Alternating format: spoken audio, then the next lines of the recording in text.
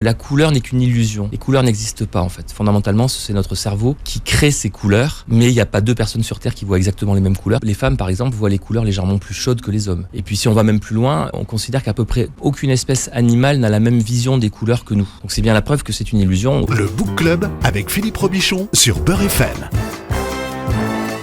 Le Book Club de Beurre FM, c'est l'émission qui parle des livres avec ceux qui les écrivent, à ceux qui les lisent. Bon week-end à tous. Mon invité aujourd'hui s'appelle Jean-Gabriel Cauze. Bonjour et bienvenue. Bonjour Philippe, ravi d'être avec vous. Vous avez appris, je viens d'apprendre que vous étiez animateur radio il y a très longtemps. Dans l'Aveyron. Oui, tout à fait. C'était il y a... Je vous parle d'un temps que même les moins de 30 ans ne peuvent pas connaître. Vous voyez, ça remonte un petit peu. Alors en termes de radio, c'était avant ou après 1981 ? C'était ça, tout s'est joué à ce moment-là. Alors on était pirates en 80. Et puis en 81, quand Mitterrand est arrivé, on s'est dit ça y est, on peut avoir notre fréquence. On voulait notre fréquence. Seul problème, on avait 12 ans. Heureusement pour nous, on avait dans notre immeuble au rez-de-chaussée une boulangerie et on avait un apprenti boulanger qui venait d'avoir 18 ans, qui est devenu le directeur de notre radio. Donc on était en 5e, nous. On était tout un groupe de copains en 5e. On passait à peu près 8 disques, parce qu'on n'avait que 8 disques. Donc c'était peu varié et on avait à peu près une couverture de 100 mètres, 200 mètres. Après, on nous captait plus au départ. C'était l'histoire, c'est la grande histoire de la radio. Hein. C'est l'histoire de la radio libre, en fait, comme on disait à l'époque. Hein. Exactement, c'était formidable. Alors aujourd'hui, vous êtes écrivain et designer, spécialiste de l'influence des couleurs sur nos perceptions et comportements. Oui. En tant que designer, le layol, il vient d'où, le couteau ? Ah oh là, c'est une longue histoire. Le layol, en fait, c'est un couteau... Parce qu'il y a une polémique en ce moment, il y a une vraie histoire. Qui vient de Corse, me dit-on. Alors là, peut-être que les puristes vont... La forme du couteau est corse. Par contre, ce qui fait la spécificité du layol, c'est le ressort qui est particulier.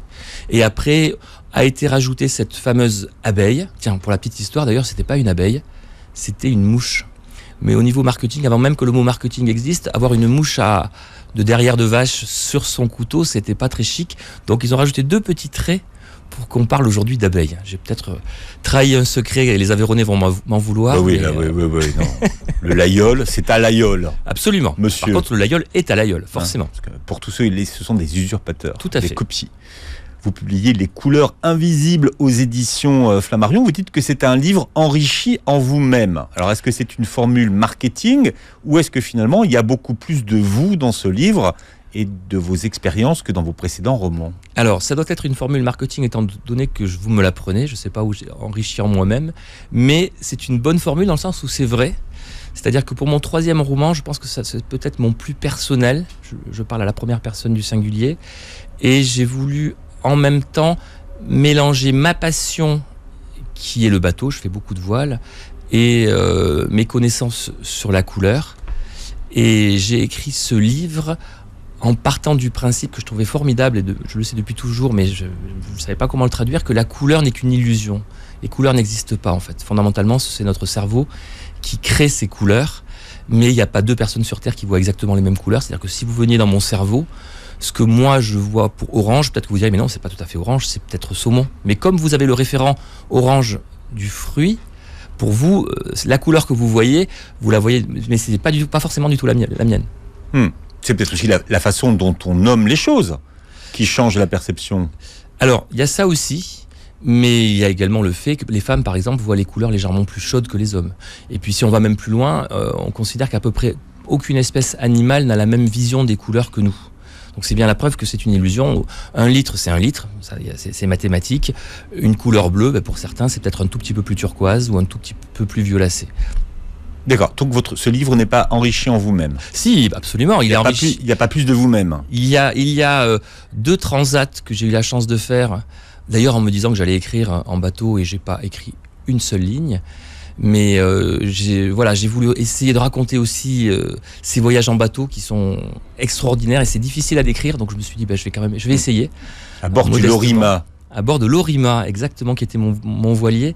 Alors l'histoire est assez belle, en fait, on avait acheté un bateau, j'habite à Paris, un bateau à la Grande Motte, ce qui fait qu'on en faisait à peu près 3 fois par an. Quand on voit le prix d'un bateau, c'est absolument une hérésie d'avoir un voilier aussi loin.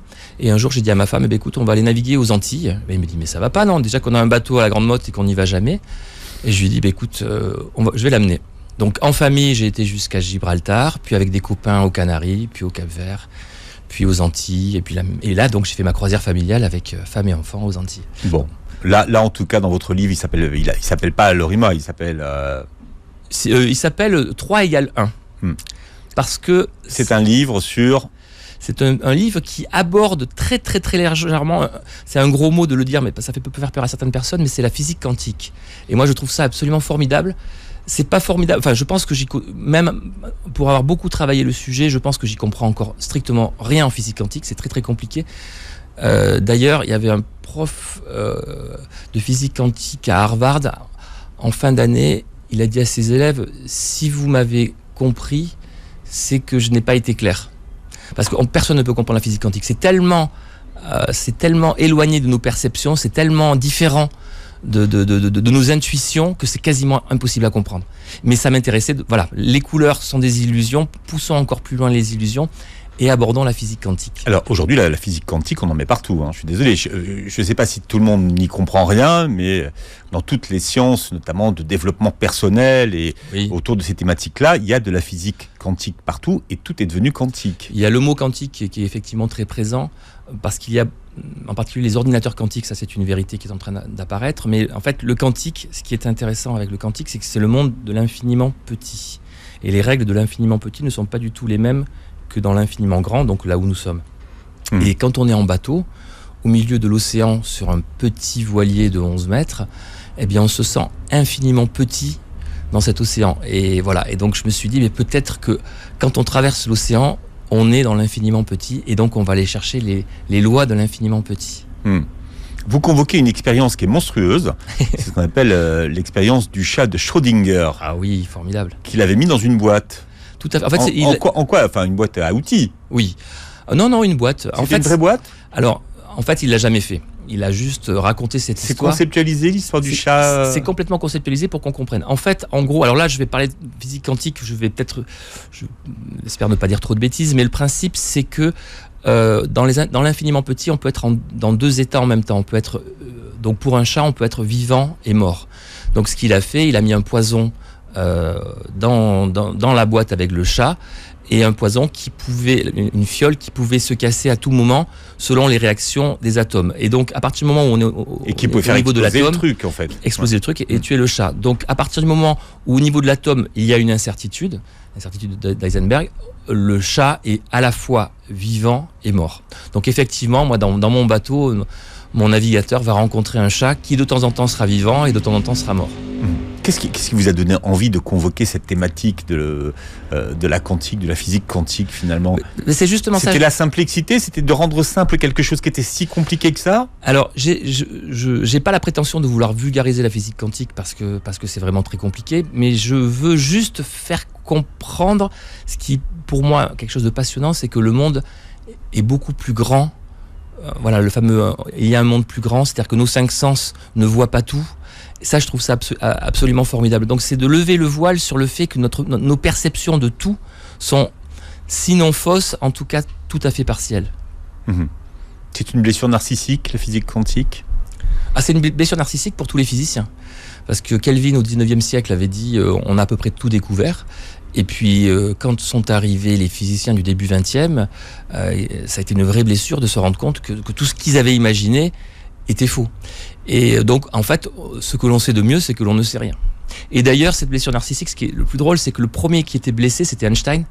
Parce qu'Albert Einstein ne croyait pas à la physique quantique. Et il a essayé de prouver que la physique quantique était fausse. Et en essayant de prouver que c'était faux, c'est un de ceux qui avait fait le plus avancer la physique quantique.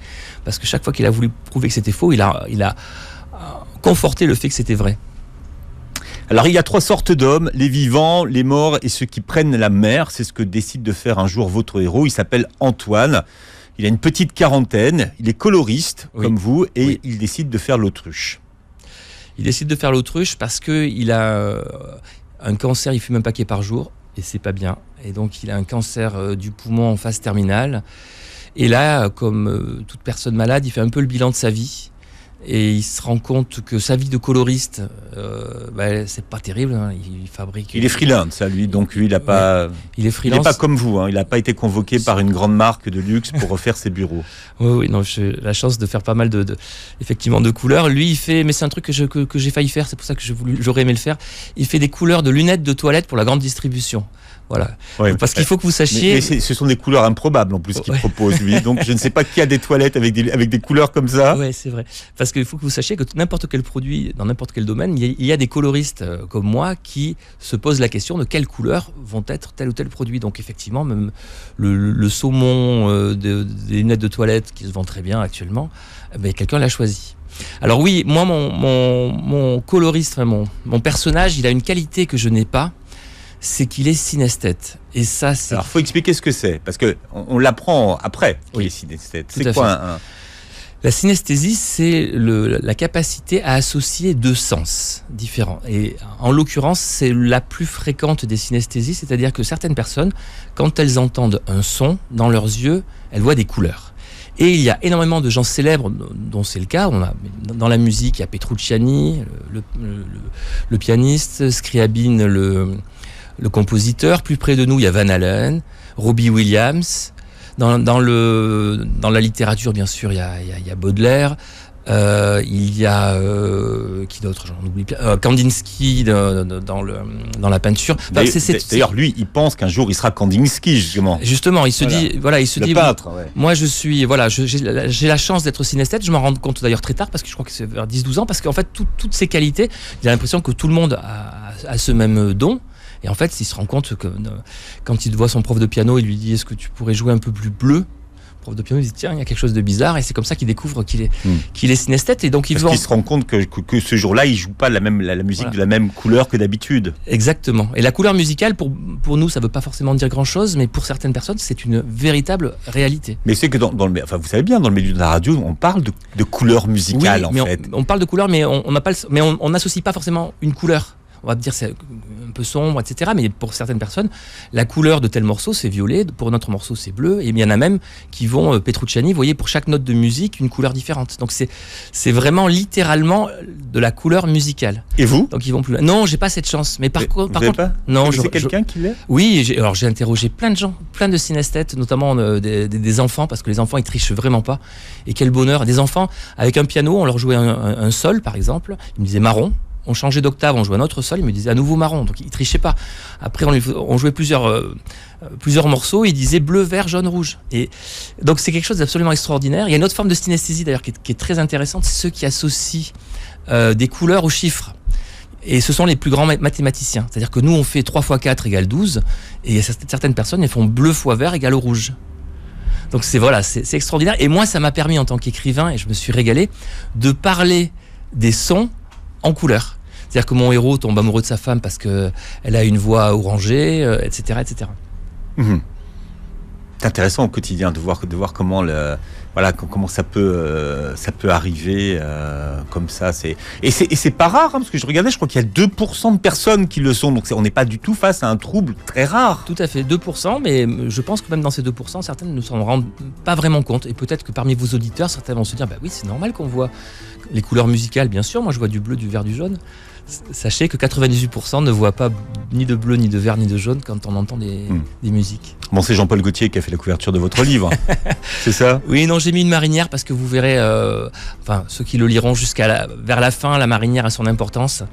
Donc effectivement, j'ai une marinière avec un ciel qui est jaune. Voilà, j'ai invité Jean-Gabriel Cauze qui vient de nous parler de son nouveau roman, ça s'appelle Les couleurs invisibles, chez Flammarion. Les couleurs, c'est votre quotidien. Oui. Puisque vous êtes, on peut dire coloriste. Alors oui, influenceur. Alors moi je dis souvent coloriste, mais quand je dis coloriste, on pense que je suis coiffeur. Et je n'ai rien contre les coiffeurs, mais je ne connais absolument rien en coiffure. Donc quand des femmes me disent: ah bon, qu'est-ce que tu penses de ma couleur? Là j'ai un peu de mal. Donc il y a un terme un peu prétentieux qui est designer colors designer, c'est même encore plus prétentieux. Et donc moi j'ai cette chance effectivement de conseiller des marques dans le choix de leurs couleurs. Ça va des couleurs de logo, couleurs de beaucoup de produits. On est sur les tendances couleurs dans le textile, et moi beaucoup dans la décoration, parce que je travaille beaucoup sur les influences des couleurs sur nos perceptions et nos comportements. Donc si vous croyez que finalement vous mettez telle ou telle couleur par hasard, pas du tout. Il y a des gens des années en avant qui réfléchissent aux couleurs qu'on va porter. Oui, on essaye. Alors, c'est le fameux proverbe, c'est Einstein, je crois, qui avait dit « N'est nouveau que ce qui a été oublié ». Donc, dans la mode, on a plutôt tendance à essayer de lancer ce qui n'est plus dans votre garde-robe. Donc, quand il y a eu Ouais, c'est pour ça qu'on a du mauve là qui ressort cet été. Il y a pas, oui, effectivement, avec il y a Pantone qui a sa fameuse couleur autour du mauve. Mais je crois, par contre, très, très sérieusement que il n'y a jamais eu aussi peu de tendances suivies. C'est-à-dire qu'avant, il y avait quelques grands leaders d'opinion qui arrivaient à imposer une couleur. Aujourd'hui, il y a tellement de réseaux, de médias, tellement d'influenceurs qui ont des goûts différents et qui vont en changer régulièrement qu'on trouve à peu près tout. Donc il n'y a plus vraiment de tendance. La seule tendance de fond, et qui est intéressante, là on parle de textile, c'est qu'on va progressivement sortir du noir et blanc et on va remettre de la couleur. Ouais. Le noir est de moins en moins présent. Les noirs maintenant sont plutôt des bruns très foncés ou des bleus très foncés, donc des bleus marines quasiment noirs. Mais on va sortir du noir et c'est pas plus mal. Parce que quand tout le monde est en noir, on n'est pas très, très, très joyeux. Ouais. J'ai appris que le noir le plus noir du monde s'appelle le Vanta Black. Et ça, je l'ai appris dans votre livre. Ah oui ? Ouais. Oui. C'est le Vanta Black. Il n'y a pas plus noir que ça. Non, c'est tellement noir qu'on en a posé. Imaginez une feuille de papier d'aluminium. Vous mettez, alors c'est pas de la peinture, c'est des nanoparticules, mais imaginez que ce soit de la peinture. Vous mettez de la peinture sur votre feuille, vous avez l'impression de voir un trou. C'est-à-dire qu'on voit même plus le reflet de la feuille d'aluminium. On voit à travers. Donc il y a un artiste dont j'ai oublié le nom, mais un peu volontairement, parce que cet artiste a préempté complètement l'utilisation du Vanta Black en disant c'est pour moi, il n'y a que moi qui ai le droit de faire des œuvres d'art avec ça. Donc toute la communauté artistique, c'est drôle le fait de peut-être que j'ai voulu occulter son nom parce qu'il est assez connu. Donc vous cherchez artiste Vanta Black, vous le trouvez tout de suite sur internet. Il a dit Vanta Black c'est pour moi. Il n'y a que lui qui a le droit de faire des œuvres d'art avec ça. Il y a des voitures qui sont de cette couleur-là ou c'est pas possible ? Heureusement que non, parce que s'il y avait des voitures, on les verrait pas. Mais vraiment, ce serait un trou. On s'en sert dans les télescopes. C'est vrai ? Ah ouais, ça serait vraiment un trou. Ah oui, c'est pas cette couleur tungstenisée, vous savez, des voitures allemandes ou des Porsche ou. Ah non, c'est un noir qui réfléchit moins de 0,000000001% de la lumière. Donc rien. Donc tout est absorbé. Donc on voit du noir profond. Ça va être utilisé dans les télescopes. Je crois que le dernier télescope en ondes pour éviter justement les reflets. Et puis ce serait un produit qui paraît-il très très cancérigène parce que c'est des nanoparticules et si on les respire, ça reste très longtemps dans nos poumons. Donc c'est vraiment un produit qui n'existera pas pour le grand public. Mais par contre, on est tous à travailler. Moi, je travaille pour des groupes industriels de couleurs. Chacun cherche sa petite formule qui serait exploitable du noir le plus profond qui soit. Votre héros s'appelle Antoine. Il va apprendre qu'il a un cancer du poumon. Comme il n'en sait rien, il imagine qu'il est en phase 3 ou peut-être même plus et qu'il lui reste peu de temps à vivre. Oui. Et plutôt que d'aller chercher le résultat, il décide d'embarquer et finalement il fait le bilan de sa vie. Et il se dit quand même qu'il va aller à la recherche des couleurs, finalement, d'affiner son expertise. C'est ça. Donc, dans le bilan de sa vie avec sa femme, c'est pas terrible. Son travail, on en a parlé tout à l'heure, il fait des lunettes de toilette. Même si c'est un coloriste synesthète, c'est pas terrible. Il a un bateau depuis quelques années avec sa femme. Ils se sont dit un jour, on partira loin. Ils n'ont jamais quitté le port de Sète. Donc voilà, il fait le bilan de sa vie qui est vraiment en demi-teinte. Et il se dit, j'ai un peu raté ma vie, je voudrais réussir ma mort. Et quand on est coloriste, avant de mourir, on veut absolument aller voir les couleurs de l'atoll de Bora Bora. Donc un coloriste se doit d'avoir vu Bora Bora, paraît-il, une fois dans sa vie. Depuis Sète, ça fait loin. Ça fait loin. Depuis Sète, ça fait loin. Donc voilà, il part en bateau en se disant, je vais jusqu'à Bora Bora et je vais essayer de comprendre les harmonies chromatiques de la nature parce que le meilleur coloriste de tous les temps, c'est la nature. C'est-à-dire que quand vous regardez un paysage, vous voyez des couleurs qui sont tellement extraordinaires. Je ne sais pas s'il y a un seul coloriste au monde, à part peut-être les impressionnistes, qui étaient des génies absolus. À part les impressionnistes, personne n'arrive à la cheville de Dame Nature. Donc il veut essayer de percer le secret de Dame Nature sur les harmonies de couleurs. Alors déjà, quand on est en mer et qu'il y a du ciel, on est surtout confronté à du bleu. À toute la palette des bleus. Oui, c'est ça. Déjà, il y a énormément de bleu. Et puis, c'est quelque chose d'important, c'est que quand on commence à vraiment regarder quelque chose de façon attentive, on découvre des nouvelles nuances. On va découvrir des reflets qu'on n'avait pas forcément vus. Et ensuite, quand on est en mer, vous avez le soleil qui bouge, donc les ombres vont changer, les nuages vont apporter aussi, vont changer le paysage. Donc en fait, si vous êtes vraiment attentif, vous vous rendez compte que ça change tout le temps. Les premiers jours, on ne s'en rend pas compte. Je crois que c'est un peu comme quand on traverse le désert. Au début, on se dit c'est toujours pareil, c'est du sable. Et puis quand on commence à développer son acuité, là, on commence à comprendre, à voir des petits détails. En tout cas, dans la mer, de voir que les vagues ont légèrement changé, qu'elles moutonnent un petit peu plus, etc. On voit les couleurs qui vont se modifier également aussi quand le soleil va baisser. Et puis, vous avez l'apothéose que sont les levées et couchers de soleil. C'est extraordinaire. Quand on est en haute mer, surtout, moi, je préfère même les levées du soleil. Donc, alors, déjà, vous avez des ciels qui ne sont absolument pas pollués par les lumières des villes. Donc, vous avez des ciels, mais c'est incroyable. J'ai jamais vu autant d'étoiles de ma vie. Et puis, ces étoiles, elles vont s'éteindre les unes après les autres. La couleur du ciel va changer, va commencer à prendre des couleurs, justement, du noir. Il va commencer à avoir un petit peu de violacé qui va être extraordinaire. Et puis, petit à petit, vous allez avoir une farandole de couleurs, un camailleux extraordinaire avec en apothéose le lever du soleil. Et je vous garantis que tout marin à qui j'ai discuté, c'est son moment favori de voir apparaître le soleil. Donc de voir vraiment un feu d'artifice de couleurs nouvelles, je vous le souhaite vraiment à chacun de vous de voir un lever du soleil en haute mer. C'est extraordinaire. Mais est-ce que vous pensez qu'on peut s'en lasser ? Alors je pense pas qu'on puisse s'en lasser. Je suis certain qu'on ne peut pas s'en lasser. Le spectacle de la nature, c'est vraiment extraordinaire. Personne à Bora Bora, justement, ou aux Antilles, va vous dire j'en ai marre de voir ce bleu lagon, je le supporte plus. Mais si vous vivez toute l'année à Bora Bora et que vous savez que vous allez y vivre pour le reste de votre vie, vous risquez de moins le voir. Voilà, c'est ça. Voilà. Est-ce que vous le voyez toujours de la même façon ? Peut-être pas, mais justement, ce qui est intéressant, et bon, en tout cas mon héros, qui a peu de temps à vivre, c'est d'être le plus possible dans la contemplation et d'essayer d'apprécier. Et tant qu'on reste dans la contemplation, tant qu'on reste curieux, tant qu'on garde notre âme d'enfant, tout est beau. Pour les enfants, tout est beau parce qu'ils ont cette curiosité. Il va faire l'expérimentation de sa propre mort, oui. Et de voir finalement la valeur des choses.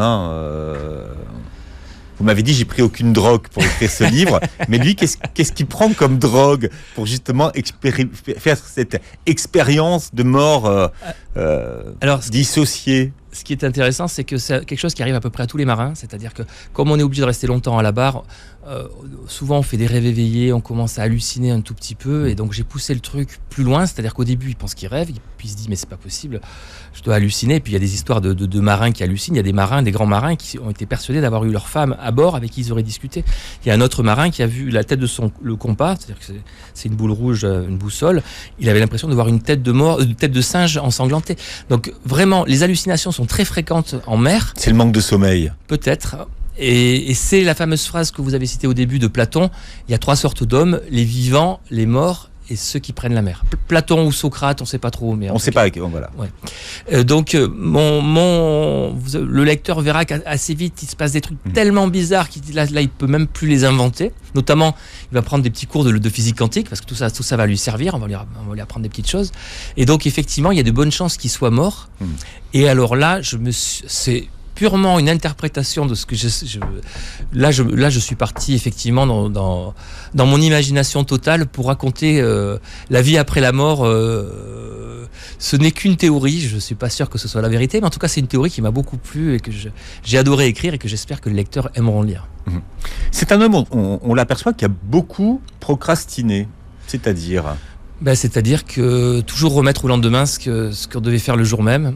Et d'ailleurs, c'est quelque chose qui est important. En mer, c'est impossible. Parce que c'est quand même assez dangereux.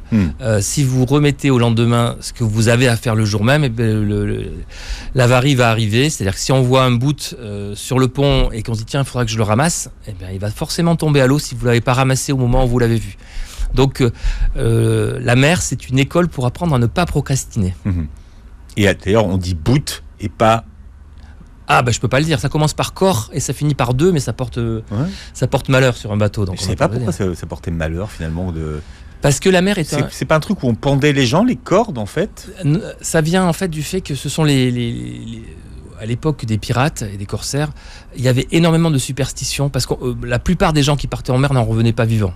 parce que soit ils mouraient dans des tempêtes, soit ils mouraient dans des batailles, etc. Donc c'était vraiment, donc il y avait énormément de superstitions, et celle-là est restée. Et celle-là viendrait a priori du théâtre, où le mot, maintenant je peux le dire pour le théâtre, le mot corde portait malheur au théâtre comme la couleur verte, et les cordes au théâtre, on a besoin d'énormément de poulies pour bouger les décors et autres, et ce sont ces personnes de théâtre qui sont venues aussi apporter leur savoir-faire sur les galions, et donc il y a eu un lien entre les deux. Toujours est-il que voilà, les cordes qui portaient malheur au théâtre ont du coup porté malheur en mer, et c'est pour ça qu'on parle plutôt de boute. D'accord. Et qu'on n'a pas aussi d'animal aux grandes oreilles qui porte malheur. Le lapin. Ah, vous l'avez dit. Il y a eu d'ailleurs un bateau, c'est une belle histoire, Playboy qui avait voulu sponsoriser un bateau. Donc il y avait le logo Playboy sur un bateau, et beaucoup de concurrents ne voulaient pas faire la course parce que dans leur champ visuel au départ, ils auraient vu cet animal aux grandes oreilles. Ouais. Un milieu de superstitieux. Voilà. Et à la télévision, on ne porte pas de verre, mais ça n'a rien à voir avec ça. Ça n'a rien à voir avec la superstition du théâtre. Ça cause des fonds. Voilà. Des fonds bleus ou des fonds verts, en fait. Donc on évite de porter du verre à la télévision. Et on se promène dans le monde en couleurs de Jean-Gabriel Causse aujourd'hui, à l'occasion de la sortie de son nouveau roman, ça s'appelle Les couleurs invisibles chez Flammarion. Est-ce que vous trouvez que vous avez un prénom qui vous ressemble ? Écoute, je m'y suis Ou est-ce habitué. que vous ressemblez à votre prénom, Jean-Gabriel ? Ouais, je m'y suis habitué. C'est le prénom de mes deux grands-pères, Jean et Gabriel. Mes parents ne s'entendaient pas sur mon prénom, donc ils ont pris les deux, ils les ont mélangés. Et voilà, non, je m'y suis fait. On reçoit aujourd'hui l'ancien animateur radio qui a sévi donc en Aveyron il y a quelques années. Sur FM Tonique. Voilà, sur les années 80. Mais on a beaucoup d'auditeurs à Rodez et dans toute cette vallée-là, parce qu'on a on a un émetteur assez lourd à Toulouse. Donc on est bien écouté dans le coin. Vous êtes également designer, écrivain et spécialiste de l'influence des couleurs. Donc vous voyez, ça fait beaucoup de choses. Et c'est un roman en couleurs que vous donnez, même si sur la fin, ça peut être un peu dark d'ailleurs. Hein. Ça on va pas spoiler la fin, mais moi j'y vois j'y vois de la lumière au contraire. Mmh. Moi j'y vois. C'est sûr qu'il y a des passages qui sont. Mais pour apprécier la lumière, il faut passer par l'obscurité. Sinon, voilà, on a besoin des ombres pour apprécier la lumière. Et puis il n'y a pas de lumière sans ombre. Donc, mais je qualifierais pas mon roman de roman sombre. Non, je dis, mais il y a des périodes un peu, puisque bien sûr. Il va faire un peu ce voyage finalement. Il va traverser l'enfer. Oui. Il va traverser l'enfer. Quand on dit quand on est seul, finalement, on va au plus profond de soi-même et on et là, il va aller vraiment au plus profond de lui-même. Effectivement, j'ai essayé. Enfin, la façon, pour moi, c'est une odyssée. C'est une odyssée au plus profond de soi-même. C'est exactement ce que vous dites. C'est-à-dire, c'est essayer de qu'est-ce qu'il y a après. Et c'est pour ça que je suis parti de la physique quantique. En fait, vous voyez, en physique quantique, ce que je trouve extraordinaire, c'est que le sol peut être mouillé parce que le verre va tomber. C'est-à-dire que dans notre monde, le verre tombe, le sol se mouille. Dans la physique quantique, le temps n'est pas forcément le même. Le temps peut être circulaire, il peut être en forme de spirale, il peut être à l'envers. Enfin, la notion de temps est complètement différente en quantique. Donc, comme mon héros, infiniment petit sur cet océan, va être un peu confronté à ces lois de la physique quantique, il va être confronté à des notions de temps qui sont très différentes, et donc il va être complètement désorienté, et je pense que le lecteur le saura un petit peu, mais je l'espère en appréciant. Oui, le temps s'étire de toute façon quand on est en mer. Hein. Il s'étire, ou il peut être même à l'envers, il peut partir dans toutes les directions. Enfin voilà, si on est dans l'infiniment petit, il peut se passer plein de choses. Alors, moi, ça remonte pas forcément le temps, mais il y a d'autres choses qui se passent. Mais de toute façon, naviguer en voilier, c'est découvrir un autre rapport au temps. C'est exactement ça. C'est pas un TGV, c'est l'image qui prend d'ailleurs. Hein. Vous êtes dans un TGV, bon, ça va vite. Voilà, ça va vite, et vous arrivez avec un quart d'heure de retard dans votre gare d'arrivée, vous pestez en disant c'est pas possible. Quand on est en mer, l'important, c'est d'arriver. Qu'on mette 3 jours, à part ceux qui sont en course, mais quand vous n'êtes pas en course, que vous mettiez 6 jours, 7 jours, 8 jours, c'est pas grave. Ce qui compte, c'est d'arriver à destination. Et c'est pas toujours facile, dans le sens où vous savez vraiment, je repars sur l'infiniment petit, mais la mer est tout par rapport à vous. C'est-à-dire que si les éléments se déchaînent, vous êtes vraiment en danger. Donc, quelque part, tout ce qui compte, c'est d'arriver. Vous avez toujours cette appréhension. On voit la mer comme quelque chose de réconfortant, de chaleureux. La mer, pas du tout. La mer, on n'est rien pour la mer. Et en une maladresse, on est mort. en bateau. Donc, on cherche pas, on n'est plus sur la notion de temps, on est sur la notion d'arrivée. De toute façon, vous partez, la mer est calme. Voilà. Vous devez revenir le soir, la mer s'est déchaînée, on n'est plus du tout dans la même ambiance. Hein. C'est exactement ça. Donc voilà, quand vous revenez et que la mer est déchaînée, que vous arrivez avec un quart d'heure de retard ou pas, c'est pas ça qui compte. Ce qui compte, c'est de revenir. Donc effectivement, la notion de temps est complètement différente. Et d'ailleurs, on dort plus du tout de la même façon aussi quand on est en mer. C'est-à-dire qu'on dort de façon fractionnée. Un peu comme beaucoup d'animaux d'ailleurs. On dort 10 minutes par-ci, 10 minutes par-là. Mais une nuit de 9 heures, c'est plus possible. C'est des micro-siestes de toute façon. C'est des micro-siestes. Mais des micro-siestes qu'on fait naturellement. On n'a pas à se forcer. Alors des fois, quand on est très très très fatigué, on peut se laisser s'abandonner 5-6 heures, mais jamais plus d'ailleurs. Mais ce qui est trop. Mais quand on est en mer, on dort très peu. Souvent, mais très peu. C'est peut-être aussi pour ça qu'on a des hallucinations, comme on parlait tout à l'heure. Mais c'est quelque chose de vraiment extraordinaire et que je suis heureux de partager avec mes lecteurs et avec vous aujourd'hui. Avec les lecteurs. Quelle est cette notion de la vie réussie à lui ? La vie réussie pour lui, justement, il va essayer de faire tout ce qu'il n'a pas fait, c'est-à-dire quelque part, on l'a pas dit, mais il va retomber amoureux de sa femme dans ce roman. Même si à qui il finit par trouver beaucoup de qualités oui. qui lui n'étaient pas évidentes au moment où il l'a quitté. Exactement, donc dans son Odyssée, il va retomber amoureux de sa femme. Donc pour moi, la notion numéro 1 de réussir sa vie, c'est réussir sa vie personnelle. Il va trouver des choses qui vont l'intéresser dans les couleurs, parce que bien sûr, ça parle beaucoup de couleurs. Donc professionnellement, il va être certainement enrichi. Donc réussir sa vie, je pense, je veux pas spoiler la fin, mais que cette croisière en bateau va lui permettre de réussir plein de choses. Et à un moment donné, il dit, le bonheur n'est pas une fin en soi. C'est quoi la fin alors ? Question de philosophie. Non, mais finalement, on tend pas vers le bonheur. C'est pas le bonheur qu'on doit rechercher. Et ce qu'on doit rechercher, c'est pas le bonheur permanent. C'est-à-dire qu'il existe. Heureusement que le bonheur permanent n'existe pas. C'est-à-dire que le bonheur est une quête. On doit toujours veiller à chercher à être heureux. Mais si on a trouvé le bonheur et qu'on s'en satisfait entre guillemets, on va tomber dans l'habitude et on ne sera plus heureux. Donc, je pense que le vrai bonheur n'existe pas. Le bonheur est une quête. On cherche le bonheur. La joie existe. On peut être très heureux sur un moment, mais le vrai bonheur avec une majuscule, c'est quelque chose vers lequel on tend. Mais c'est bien que ce soit quelque chose vers lequel on tend. Parce que mon héros, sans trop en parler, justement, lui, il va connaître le bonheur figé. Et au bout d'un moment, ça va être quelque chose même presque d'horrible d'être heureux. Oui, c'est assez paradoxal, mais je pense que, en fait, aucun humain normal n'a jamais connu le bonheur suffisamment longtemps pour le trouver, pour s'en lasser. Mais si c'était le cas, je pense qu'on pourrait s'en lasser. Jean-Gabriel Causse, qu'est-ce qu'il y avait dans la tête de Beethoven, dans le cerveau de Beethoven ? Bon, vous regarderez dans le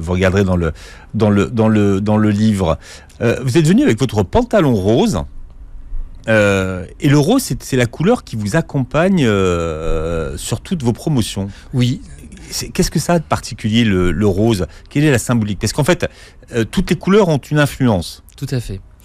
Alors, déjà, moi, c'était un peu par hasard. Ma première télévision, je l'ai fait effectivement avec un t-shirt rose. Et comme ça s'est très bien passé, c'est devenu un peu ma couleur fétiche. Donc, personnellement, dans mon acquis, rose égale média qui se passera bien. Donc maintenant je mets du rose, c'est tout à fait naturel. Mais d'un point de vue beaucoup plus général pour l'ensemble des gens, il faut savoir que le rose, c'est la couleur du bonheur. Quand on dit voir la vie en rose, c'est scientifiquement prouvé depuis une dizaine d'années. Il y a plein d'études qui montrent que le rose égale bonheur. Donc ça, c'est les neurosciences qu'ils disent. Il y a les neurosciences. Quand vous regardez un aplat de couleur rose, vous activez les mêmes zones dans votre cerveau que quand vous regardez des images d'enfants qui sourient. C'est une étude qui était basée sur des photos. On se rend compte que c'est à peu près les mêmes zones du cerveau qui sont activées. Ouais. Donc voir la vie en rose, ça existe. Dans des écoles aussi, on a repeint des salles de classe qui étaient beiges en rose et on a comparé les dessins des enfants avant et depuis que ces salles de classe sont roses, et on se rend compte que les thèmes abordés depuis que les salles de classe sont roses sont beaucoup plus positifs, des sourires plus marqués, des soleils plus gros, etc. Donc, alors avant, c'est vrai que les hommes portaient moins de rose. Je me rappelle quand on a vu arriver les premiers polos Lacoste de cette couleur-là, il y avait ceux qui les portaient et ceux qui ne les portaient pas. C'est vrai, mais ça c'est très culturel et c'est très occidental. Aujourd'hui, le rose n'a jamais été une couleur masculine ni féminine, féminine, que ce soit en Asie, en Afrique, etc. C'était vraiment en Occident où on considérait que le rose était la couleur féminine, ce qui n'a pas toujours été le cas. Sachez que la couleur féminine, pendant au moins une dizaine de siècles, c'était le bleu. La Vierge Marie, elle a un manteau bleu. Donc le rose égale couleur féminine, c'est assez récent en fait. Et d'ailleurs, il y a une très belle théorie ça daterait de Marie-Antoinette, en fait. Rose égale couleur féminine. L'histoire, c'est que Marie-Antoinette adorait les couleurs, en particulier le rose. Le petit Trianon à Versailles était tout rose. Elle a mis des tentures roses partout. Ses dames de compagnie étaient habillées en rose. Les moutons étaient teints en rose. Donc c'était vraiment la couleur de la reine. Mais les hommes... Les moutons étaient teints en rose à l'époque. Quand elle jouait à la bergère. Ouais. Et les hommes de la cour de Louis XVI portaient du rose sans se poser de questions. Et puis comme la reine était vraiment très attirée par cette couleur et que la reine était connue pour être assez volage, les hommes de la cour de Louis XVI se sont dit, si je porte du rose, on va croire qu'il se passe quelque chose avec la reine et que je risque de finir décapité quelques années avant eux. Sous-entendu. Donc les hommes à la cour de Louis XVI se sont dit, le rose, c'est pour les filles. Et les femmes de Paris ont suivi cette mode de Marie-Antoinette qui s'habillait en rose, et le rose est devenu une couleur très féminine. Donc c'est daté 1781, 7, 8, 9. Voilà, où le rose était la couleur féminine. Pourquoi vous portez du rose. Et avec Giovanni, nous portons du rouge. Alors le rouge, est-ce qu'on peut porter du rouge déjà en entretien d'embauche? Alors, ça dépend quel style de job que vous cherchez. C'est-à-dire que le rouge, c'est la couleur du leader. Quand vous portez du rouge, vous affirmez votre autorité. Regardez tous les hommes politiques, de Trump à Mélenchon, etc. Vous avez vu que Mélenchon a opté pour la cravate rouge. Trump. Ah ouais. Oui, mais c'est ça. Ouais. C'est de dire, je suis un chef, j'ai ce charisme-là. Vraiment, quand vous portez, même Obama, le jour de son investiture, avait mis une cravate rouge. C'est pour dire, voilà, je suis un chef prêt à gouverner l'Amérique. Donc rouge égale, c'est vraiment la couleur de la domination. C'est pas nos cousins gorilles, etc. Le mâle dominant, c'est celui qui a les fesses rouges, les yeux rouges. Donc c'est la couleur du chef. Donc c'est très bien quand vous êtes un entretien d'embauche pour devenir patron. Un DRH qui vous voit arriver en rouge te dit, voilà un leader pour ma société, il va être formidable. Par contre, si c'est votre supérieur direct qui vous voit arriver et que vous arrivez en rouge, il va se dire, il veut mon poste ou quoi celui-là? Donc c'est une couleur à éviter, sauf pour un poste de direction. Vraiment, c'est la seule couleur à éviter. Giovanni, hein? Non mais c'est vrai, il faut éviter de porter du rouge. Non, je disais pas ça. Plus en rouge. Voilà, je disais pas ça pour envoyer le générique, mais c'est vrai que le rouge, voilà, c'est une couleur à ne pas porter. Mais est-ce que ça peut être une couleur de séduction? Ah oui, par contre pour la femme, le rouge, c'est la couleur de séduction par excellence. Et d'ailleurs, alors c'est plus la couleur de la sexualité du sexe que la couleur de l'amour et du romantisme. On a comparé les photos de femmes, de profils de femmes sur des sites de rencontres où elles cherchaient le grand amour et sur d'autres sites où elles cherchaient plutôt le grand frisson. Et les femmes sont surreprésentées habillées en rouge quand elles cherchent à passer une bonne nuit que quand elles cherchent leur prince charmant, où là elles sont beaucoup plus en pastel, dans des couleurs rose, vert, jaune, des couleurs beaucoup plus douces. Qu'est-ce qu'on met comme couleur sur un site de rencontre pour justement avoir le plus de retour possible sur investissement? Ça dépend ça dépend de votre objectif. Pour un homme, ça marche pas. C'est-à-dire que les couleurs n'ont aucun impact. Non. Si rouge vous pouvez passer pour un chef. Voilà. Ouais. Donc si vous avez votre cravate rouge, que les femmes qui sont attirées par des patrons peuvent être intéressés, mais c'est à peu près la seule couleur qui peut avoir une influence. Après, pour nous, il va falloir qu'on trouve autre chose, les hommes. Et pour les femmes, mon conseil numéro 1, c'est ne suivez pas les modes, mais écoutez-vous. Quelles sont les couleurs où vous vous dites, je me sens bien dans cette couleur? Si vous vous sentez bien dans une couleur, c'est que c'est votre couleur. Et suivez pas forcément les magazines de mode qui vous disent cette année, portez du violet ou autre. Portez les couleurs que vous aimez, vous serez encore plus belle. Jean-Gabriel Causse, qui était notre invité. Je rappelle le titre de votre nouveau roman, ça s'appelle Les couleurs invisibles, chez Flammarion. Merci d'avoir été avec nous. Merci Philippe, un vrai plaisir. Écoutez, le plaisir partagé. Vous réécouterez l'émission en podcast sur beurrefm.net et vous verrez la vidéo de cette émission sur la chaîne YouTube. Passez un bon dimanche sur Beurre FM.